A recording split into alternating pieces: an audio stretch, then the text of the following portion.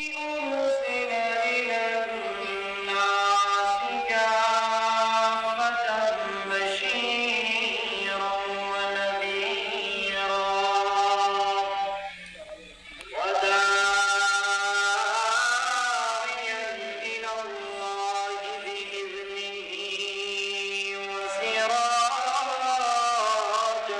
منيرا أما بعد فقد قال الله تبارك وتعالى في كلامه المجيد وفي فرقانه الحميد. أعوذ بالله من الشيطان الرجيم. بسم الله الرحمن الرحيم. وقرن في بيوتكن ولا تبرجن تبرج الجاهلية الأولى وأقمنا الصلاة وآتينا الزكاة وأطعنا الله ورسوله صدق الله العظيم.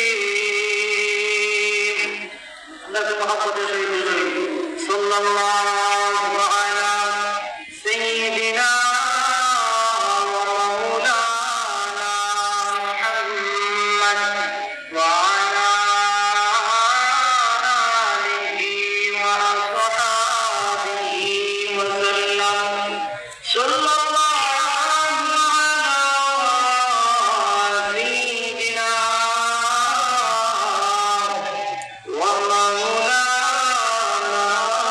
محمد وعلى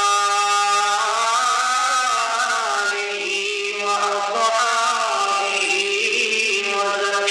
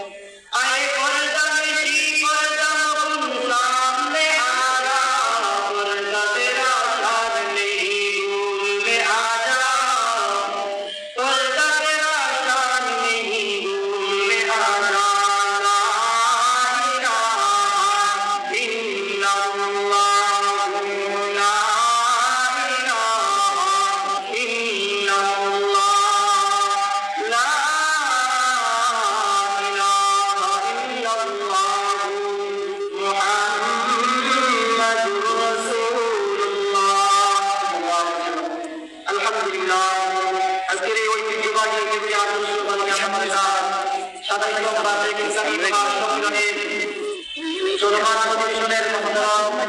শ্রদ্ধেয় সভাপতি এবং মঞ্চ ভূমিষ্ঠ এবং যুদ্ধ ভাইরা এবং বর্দার পিতৃ অবস্থাপিত বোনেরা, আমি সর্বপ্রথম সেই মহান রব্বে কারিমের দরবারে শুকরিয়া আদায় করতে চাই, যে মহান রব্বে কারীম আপনাদেরকে এবং আমাকে দয়া করে মায়া করে মেহেরবানি করে আজকের একটি পবিত্র পুণ্যময় এবং একটি বরকতময় মাহফিলের মধ্যে আসার এবং বসার তৌফিক দান করেছেন। এই জন্য আমরা সবাই সেই মহান রব্বে কারীমের শুকরিয়া আদায় করে বলি আলহামদুলিল্লাহ। আরো জোরে বলি আলহামদুলিল্লাহ। আমি আপনাদের সামনে পবিত্র কুরআনুল কারীম থেকে সূরা আহজাবের 30 নম্বর একটি আয়াত তেলাওয়াত করেছি। এই আয়াতের মধ্যে আল্লাহ রাব্বুল আলামিন কি বলেছেন তা আপনাদের সামনে সামনে তুলে ধরব ইনশাআল্লাহ। আল্লাহ রাব্বুল আলামিন বলেন, وَقَرْنَ فِي بُيُوتِكُنَّ وَلَا تَبَرَّجْنَ تَبَرُّجَ الْجَاهِلِيَّةِ الْأُولَىٰ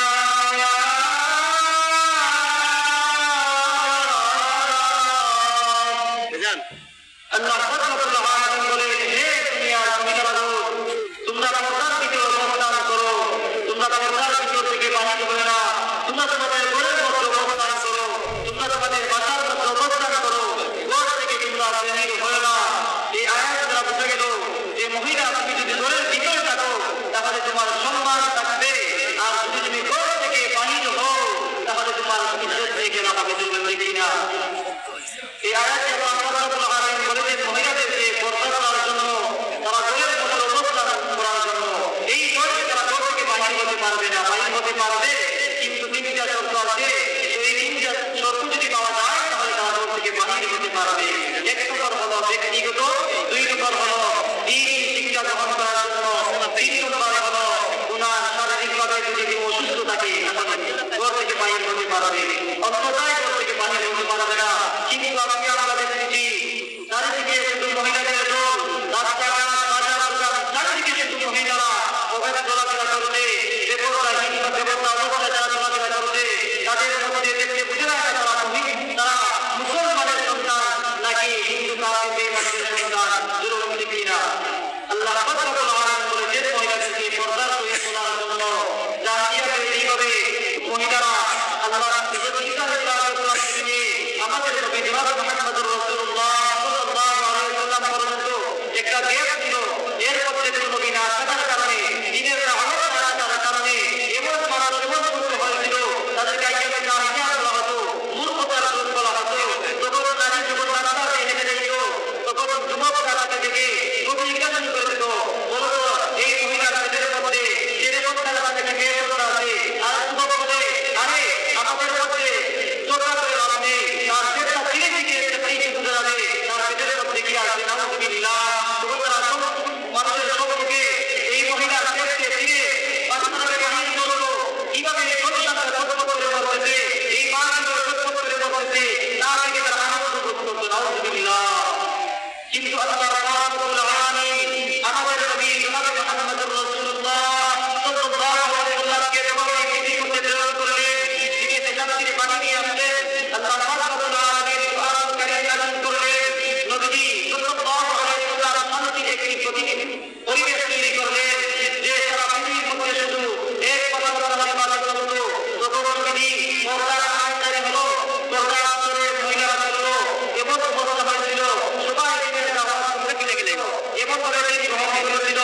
একবার যখন এই মহিলাদেরকে সম্মান দেওয়া হয়েছিল, সমাজের অনেক সম্মান দেওয়া হয়েছে, যখন একটি নবী জনাব মুহাম্মদুর রাসূলুল্লাহ সাল্লাল্লাহু আলাইহি ওয়াসাল্লাম একটি ঘোষণা দিলেন, আমার যে কোনো চিন্তা কন্যা সন্তান জন্ম দিয়ে তাকে দ্বীনি শিক্ষা দিয়ে একজন শিক্ষা আমার আল্লাহ তার সাথে সাথে পেয়ে দিতে পারবে, তার কিয়ামতের কঠিন ময়দানে সেই মা বাবা আমি নবীর পাশে জান্নাতের মধ্যে দেবেন।